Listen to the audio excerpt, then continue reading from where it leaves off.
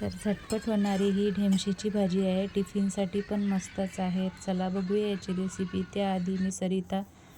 नमस्कार सगळ्यांना माझ्या चॅनलमध्ये. जय गजानन. तर इथे 1 पाव ढेमशी मी पाण्यात टाकून ठेवली होती. आता ती स्वच्छ करून घ्यायची, अशी घासून धुवून घ्यायची आणि नंतर चिरायला घ्यायची. तर ढेमशी लहान मोठी कशीही घेऊ शकता.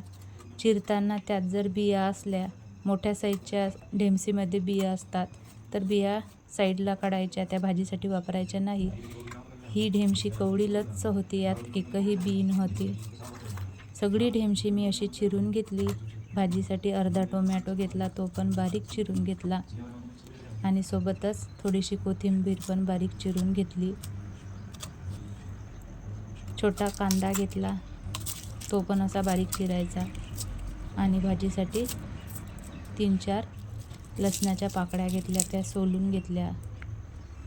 आता इथे 1 वाटीभर चना डाळ लागेल आपल्याला भिजवलेली आणि इथे बारीक केलेला लसूण. समजा लसूण होता तो मी असा खलबत्त्यात कुटून घेतला, हवं तर मिक्सरला बारीक करू शकता. कढई गरम करायला ठेवली होती. 1 पळीभर तेल टाकलं आणि जिरं मोहरी टाकून घेतली. चिरलेला कांदा टाकला, लगेच परतून घेतलं. गुलाबी रंग होताच यात कुटलेला लसूण टाकला, टोमॅटो पण टाकला आणि थोडंसं मऊ झाल्यावर यात मसाले टाकले. हळद पावडर अर्धा चम्मच, धने पावडर 1 छोटा चम्मच आणि तिखट 1 चम्मच. हे सगळं लगेच परतून घेतलं आणि यातच थोडंसं गरम पाणी ॲड केलं. गरम पाणी टाकलं की चव चांगली येते आणि मसाले पण जळत नाही.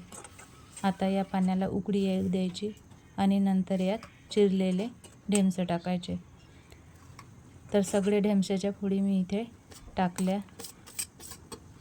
थोडं हलवून घ्यायचं, एकत्र करायचं आणि यावर ठेवायचं आता झाकण आणि या झाकणावर ठेवायचं पाणी. म्हणजे आपली भाजी लागणार नाही, खालून करपणार नाही आणि भाजी पण शिजते. तर पहा, या भाजीतलं पाणी सगळं आटलं होतं. आता या स्टेजवर इथे भिजवलेली चना डाळ टाकायची आहे. पुन्हा थोडंसं पाणी ॲड करायचं आणि झाकण ठेवून पुन्हा मस्त भाजी शिजू द्यायची. मंद आचेवर पूर्ण भाजी शिजून घ्यायची. ही वाटलं तर पाणी पुन्हा ॲड करायचं. या झाकणातलंच पाणी यात टाकायचं आणि भाजी शिजवून घ्यायची. पुन्हा 4-5 मिनटासाठी मस्तपैकी अशी भाजी शिजून घेतली. चेक करायची झाली की नाही ते हाताने अशी दाबून पाहायची. पाणी जर कमी शिजायची असेल तर पुन्हा पाणी टाकून पुन्हा 1-2 मिनटासाठी शिजून घ्यायची.